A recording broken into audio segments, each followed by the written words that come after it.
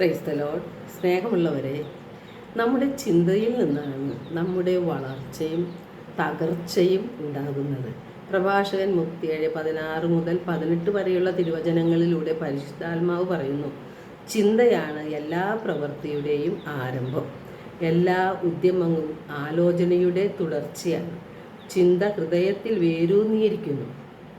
അതിന് 4 ശാഖകളുണ്ട്: നന്മയും തിന്മയും, ജീവനും മരണവും.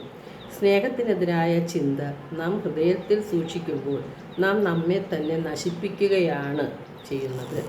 നന്മകൾ കാണാനും നല്ലത് പ്രവർത്തിക്കുവാനും നല്ലത് ചിന്തിക്കുവാനും കഴിയുമ്പോൾ അത് ജീവനിലേക്ക് നമ്മെ നയിക്കും. എന്നാൽ തിന്മകൾ കാണാനും തിന്മകൾ പറയുവാനും തിന്മകൾ പ്രവർത്തിക്കുവാനും തുടങ്ങുമ്പോൾ നാം മരണത്തിലേക്ക്, ആത്മനാശത്തിലേക്കാണ് ചലിക്കുന്നത്. തിരുവചനം പറയുന്നു, ഹൃദയത്തിൻ്റെ നിറവിൽ നിന്നാണ് അധരം സംസാരിക്കുന്നത് എന്ന്. നമ്മുടെ ഹൃദയത്തിൽ നാം ദൈവത്തിൻ്റെ വചനങ്ങൾ നിറച്ചാൽ യേശുവിനെ പോലെ ചിന്തിക്കുവാനും നന്മകൾ ചെയ്യുവാനും ശത്രുക്കളെ സ്നേഹിക്കുവാനും നമ്മുടെ നാവിനെ നിയന്ത്രിക്കുവാനും നമുക്ക് സാധിക്കും. പ്രഭാഷകൻ 28:13 പറയുന്നത്, പരദൂഷകനും ഏഷണിക്കാരനും ശപിക്കപ്പെട്ടവർ എന്നാണ്.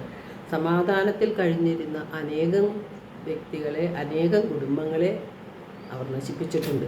പ്രഭാഷകൻ 28:17 പറയുന്നു, ചാട്ട കൊണ്ട് അടിച്ചാൽ തിണർപ്പുണ്ടാവും, നാവ് കൊണ്ട് പ്രഹരിച്ചാൽ അസ്ഥികൾ തകരും. അപ്പം നമ്മുടെ നാവ് ഉപയോഗിച്ച് നാം മറ്റുള്ളവരെ പ്രഹരിക്കുമ്പോൾ, നിന്ദിക്കുമ്പോൾ, പരദൂഷണം പറയുമ്പോൾ അവരെ തകർത്ത് കളയുകയാണ്, അസ്ഥികളെ തകർക്കുകയാണ് നാം ചെയ്യുന്നത്. യാക്കോബ് 3:6 പറയുന്നുണ്ട്, നാവ് തീയാണ്, അത് ദുഷ്ടതയുടെ ഒരു ലോകം തന്നെ ആണ്, അത് ശരീരം മുഴുവനെയും മലിനമാക്കുന്നു. എന്തുകൊണ്ടാണ് നമുക്ക് നാവിനെ നിയന്ത്രിക്കാൻ പറ്റാത്തത്? അല്ലെങ്കിൽ എന്തുകൊണ്ടാണ് നമുക്ക് തെറ്റുകൾ പറ്റുന്നത്? ദൈവത്തിൻ്റെ വചനങ്ങൾ നമ്മുടെ ഹൃദയത്തിൽ ഇല്ലാത്തതാണ്. ദൈവത്തിൻ്റെ ശക്തിയോ ദൈവത്തിൻ്റെ വചനങ്ങളോ നമ്മുടെ ഹൃദയത്തിൽ ഇല്ലാത്തത് കൊണ്ടാണ് നമുക്ക് തെറ്റുകൾ പറ്റുന്നതെന്ന് യേശുനാഥൻ തന്നെ നമ്മെ ഓർമ്മിപ്പിക്കുന്നുണ്ട്. ദൈവത്തിൻ്റെ വചനങ്ങൾ നമ്മുടെ ഹൃദയത്തിൽ നാം സൂക്ഷിക്കണമെങ്കിൽ നമുക്ക് പരിശുദ്ധാത്മാവിൻ്റെ സഹായം കൂടിയേ തീരും. വെറുപ്പും വൈരാഗ്യവും വിദ്വേഷവും സർവ്വ തിന്മകളും നാം ഉപേക്ഷിച്ചാൽ മാത്രമേ പരിശുദ്ധാത്മാവ് നമ്മിൽ പ്രവർത്തിക്കുകയുള്ളൂ. കാരണം വചനം ദൈവം തന്നെയാണെന്ന് യോഹന്നാൻ 1:1 പറയുന്നുണ്ട്.